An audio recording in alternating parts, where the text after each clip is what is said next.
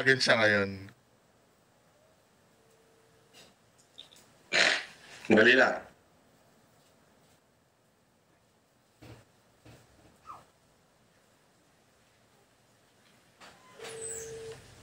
Morning. Mare, Pete? Yes, good morning. The Sheraton said that yung mga bills ko, including restaurant, hindi pa raw nasisettle ng BD. So can you send somebody to settle Anong BD? it? Ano yun kasi, si Christina mamaya. Kasi nga pinatawag ko na siya. Sige. Tumawag sa akin ng Sheraton, sabi niya, yung mga sekretary mo hindi pa nabayaran yung bill mo. Nax! Mga sekretary daw. Tinan mo Tumawag sa akin ng Sheraton, sabi niya, yung mga sekretary mo hindi pa nabayaran yung bill mo. So, pakiset.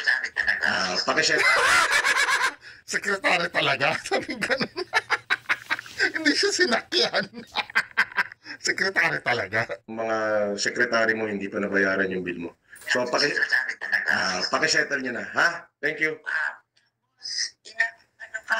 Sabay minute.